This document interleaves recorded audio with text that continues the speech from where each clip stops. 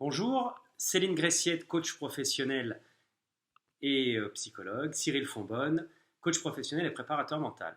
Alors, à travers plusieurs vidéos et des témoignages de sportifs de haut niveau qui sont inclus dans cette vidéo, nous avons voulu partager une réflexion sur la gestion des émotions et permettre peut-être ainsi à certains de traverser cette période avec davantage de sérénité. Apprivoiser ses émotions, c'est important dans ce contexte de confinement. C'est aussi, Cyril, une demande la plus fréquente que l'on nous fait en tant que coach professionnel, préparateur mental et psychologue, que ce soit des sportifs de haut niveau, des managers, des salariés, des étudiants en préparation de leur examen, ou tout autre adulte qui ont en commun, chacun à leur façon, de souffrir d'émotions non canalisées, des émotions qui, du coup, non maîtrisées altèrent leur bien-être et leur créent des souffrances. Alors, avant de vous présenter et de dérouler le contenu de cette vidéo, je vous propose qu'on retrouve le témoignage de deux sportifs de haut niveau, Gauthier Simounet, qui est double champion paralympique, et Audrey Prieto, championne du monde de lutte. C'est un joli cadeau. Bonjour à tous, Gauthier Simounet, ancien guide de l'équipe de France d'athlétisme en e-sport, double médaillé paralympique 2008 à Pékin et 2012 à Londres, et actuellement encadrant en équipe de France d'athlétisme en tant que responsable des déficients visuels et de leur guide. Donc une vidéo sur les émotions, émotions qui sont nombreuses en ce temps de confinement. Donc moi je voulais faire un petit retour par rapport à ma carrière d'athlète de haut niveau et les émotions qu'elle pouvait me procurer. Émotions qui ont été souvent positives, mais parfois négatives. Et bien qu'elles soient positives ou négatives, le but était de vivre avec. Voilà, fallait surtout pas les occulter. Les occulter étaient pas très très bon pour la suite de l'entraînement ou de la compétition. Donc une fois qu'elles arrivaient, comme une boule au ventre, comme un stress, fallait que je les nomme en fait. Donc voilà, à l'approche, quand on rentrait dans un stade de 80 000 personnes ou qu'on arrivait proche de l'échéance de notre saison ou de notre carrière, voilà, je savais qu'il y avait certainement un peu de peur, un peu de crainte, mais surtout en les nommant, je faisais la moitié du chemin et je pouvais plus facilement vivre avec cette émotion qui était dans mon corps. Donc voilà, c'était un petit conseil que j'avais à vous donner et que je fais vivre maintenant à mes athlètes en équipe de France. Voilà, je leur donne un peu mon vécu et mon approche de la compétition avec toutes ces émotions. Voilà, à bientôt. Bonjour, je me présente Audrey Prieto Rodriguez, ancienne internationale en lutte olympique. Donc j'ai été championne du monde, j'ai fait les Jeux olympiques de Pékin et je suis présidente de l'US Métro, qui est le club entreprise de la RATP. Donc j'ai été athlète de haut niveau pendant toute ma carrière, pendant plus de 10 ans. L'entreprise a été là pour moi pour préparer les Jeux olympiques. Donc je suis avec vous aujourd'hui pour vous parler des émotions et de la gestion des émotions. Et donc comme vous le savez, en tant que sportif de haut niveau et surtout en tant que sportive, les émotions ça se gère et on doit absolument gérer ses émotions pour ne pas faire de contre-performance, ce qui m'est arrivé très souvent. Et la plupart de mes contre-performances ont été basées sur des peurs. J'avais peur de l'enjeu. L'enjeu était tellement important que j'avais peur et donc j'ai fait de la contre-performance. Donc j'ai appris à gérer cette peur et donc en fait mes émotions, j'ai appris à passer à autre chose. Donc j'ai appris à passer très vite à des pensées positives et à penser à des émotions positives. Tout ce qui était la peur, la colère, je faisais abstraction de ces émotions-là et il fallait absolument que j'ai autour de moi et dans ma tête, dans mon cœur, des émotions positives. Et donc j'ai appris à tout positiver, à presque tout positiver, même si c'est pas si facile que ça.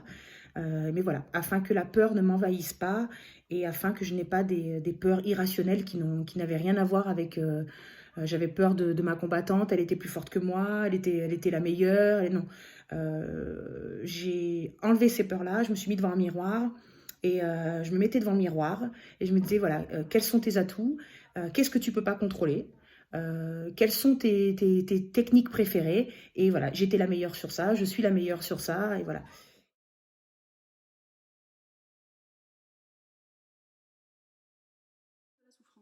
D'ailleurs, le contexte actuel et la menace invisible du virus, elle active nos peurs. Ouais. Peur de la maladie, bien sûr, peur pour ses proches, peur de l'incertitude, peur pour son travail, sa sécurité matérielle, peur des conséquences économiques et du chômage.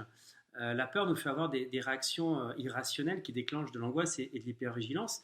Et j'aimerais commencer en te posant une question, mais qu'est-ce qu'on peut dire sur cet état d'hypervigilance? Alors, le scénario catastrophe qui nous mobilise depuis 4 semaines, là maintenant, va avoir un impact sur notre cerveau reptilien, qui est le cerveau archaïque, celui qui est en charge de la survie, et qui va lui à son tour désorganiser ce cerveau limbique, qui est le cerveau de la relation, le cerveau de la gestion des émotions, ce cerveau limbique submergé par le contexte qui surréagit et qui du coup a lui aussi un impact à son tour sur le cerveau du raisonnement et de la pensée logique, le néocortex qui est altéré.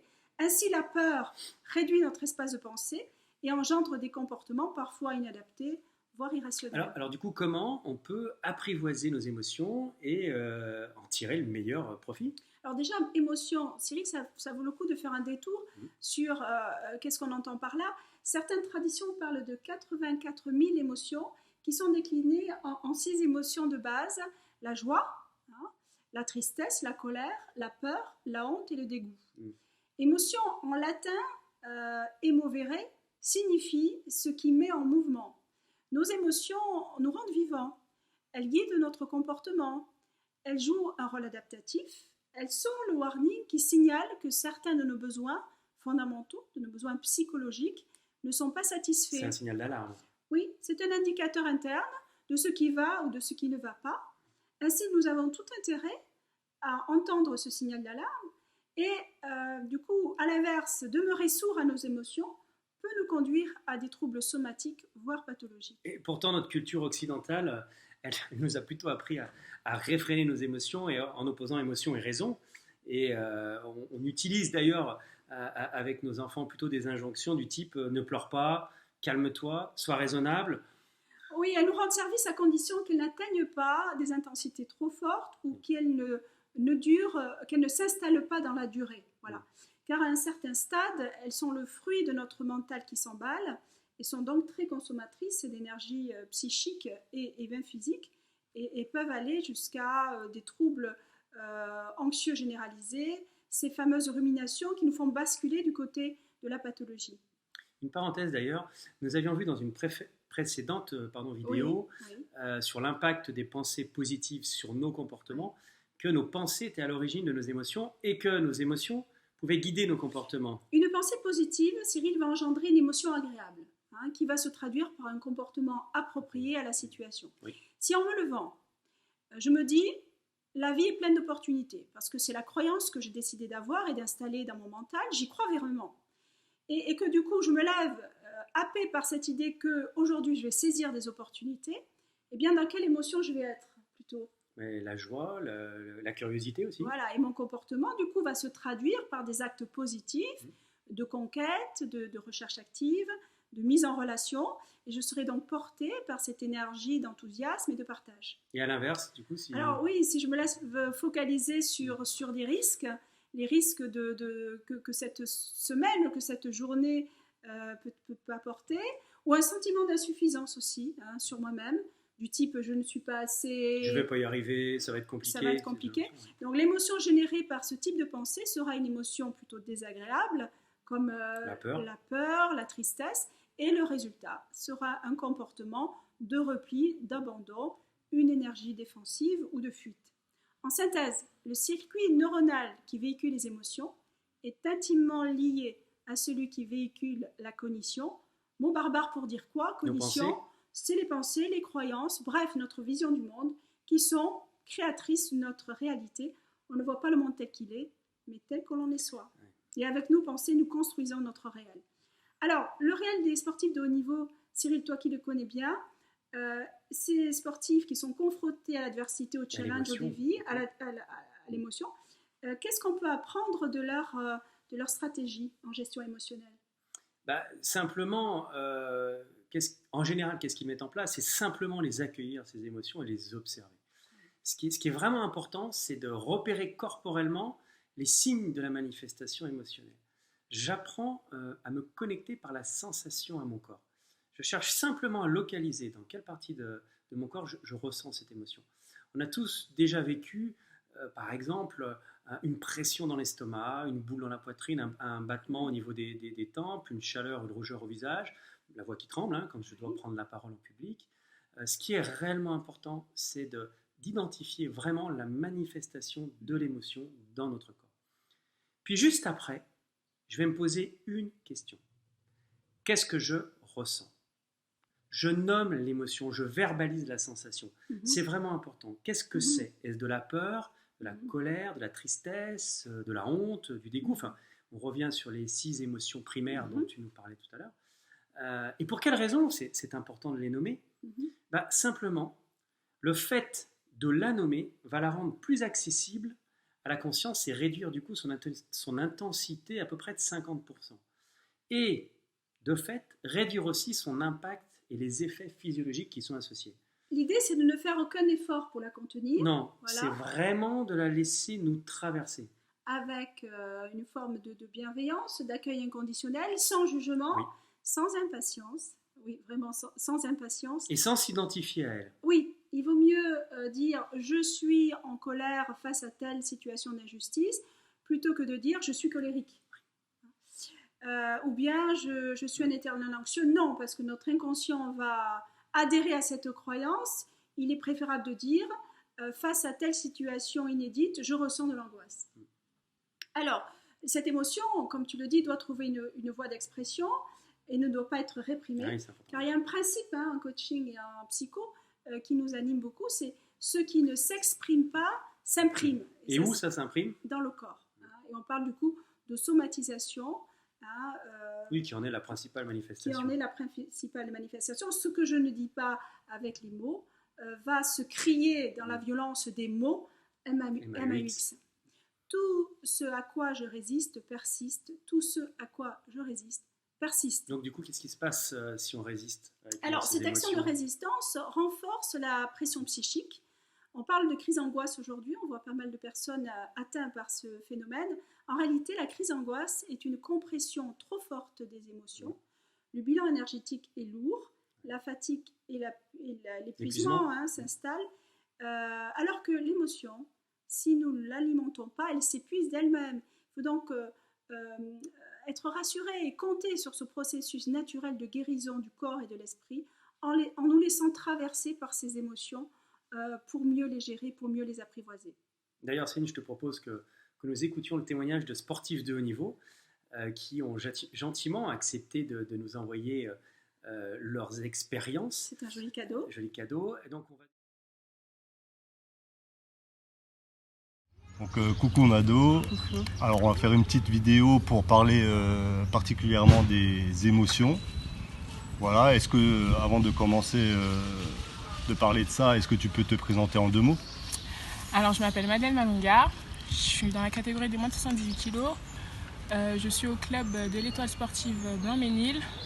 Je suis championne d'Europe et championne du monde de judo. Donc, est-ce que tu peux nous parler un petit peu des émotions que tu as pu rencontrer dans ta carrière depuis gamine jusqu'à maintenant ? Je dirais que je suis passée par plusieurs émotions. La peur, déjà. Au tout début, j'avais souvent peur par manque de confiance, principalement manque de confiance. Il y avait de la joie, bien sûr, parce que quand on gagne des combats ou des compétitions, il y a beaucoup de joie. Il y a aussi de la colère, parce que qu'on rate forcément. Joie, colère, tristesse et honte. Il y a eu de la honte parfois lorsqu'il y a eu des défaites, où je pense surtout de la honte de moi et aussi un petit peu honte vis-à-vis de mon entraîneur quand j'ai raté des compétitions et que je savais au fond de moi que je n'avais pas donné le meilleur. Et pourtant tu avais travaillé, il n'y a pas raison d'avoir honte normalement. Oui c'est vrai, mais par manque de confiance avant, ça devient un mélange de tout ça. Est-ce qu'il y a une différence entre ces émotions, parce que là tu parles des émotions rencontrées en compétition, mais est-ce que c'est les mêmes émotions au quotidien, à l'entraînement ou en préparation ? Non, différemment. différemment, enfin encore plus aujourd'hui quand j'ai pris de l'expérience, mais non, je dirais oui, bien sûr. Des fois, il y a de la tristesse parce que c'est de la tristesse plus de la frustration quand j'arrive pas à faire ce que je voudrais ou ce que je travaille. Après, de la joie quand je réussis et de la colère quand ça m'énerve. Très bien. Mais est-ce que tu peux nous parler, pour finir, est-ce que tu peux nous parler de comment tu les gères, ces émotions maintenant, ou ce que tu ne faisais pas à l'époque, ce que tu fais maintenant, pour pouvoir les gérer et pour pouvoir performer? Pour pouvoir les gérer, je les accepte. Chaque fois qu'il y a une émotion, j'ai envie de dire que je la vis pleinement. Je n'essaye pas de la diminuer au plus vite ou de la laisser perdurer. Je la vis pleinement, je l'accepte et après, je passe outre. Ouais. Et ça m'aide. Tu n'accordes plus trop d'importance à l'émotion telle qu'elle est, quoi. Elle est ni bien ni mal, elle est juste présente. Ouais, elle est présente. Après, encore plus sur les émotions dites négatives comme la colère, la tristesse. Ça, quand elles sont présentes, je les accepte. Mais quand elles partent, j'en veux plus, quoi. Mais quand c'est de la joie, je veux profiter aussi au maximum. Et est-ce que tu as mis un travail en place pour arriver à ce résultat? Est-ce qu'il y a eu une démarche personnelle? Est-ce que tu as eu des discussions à ce sujet? Oui, déjà de la discussion. Déjà en me faisant confiance d'abord moi-même, en travaillant avec mon entraîneur, Alain Schmitt. Ma préparation mentale aussi, et aussi par l'expérience, la confiance et en prenant de la maturité aussi. Donc, ouais.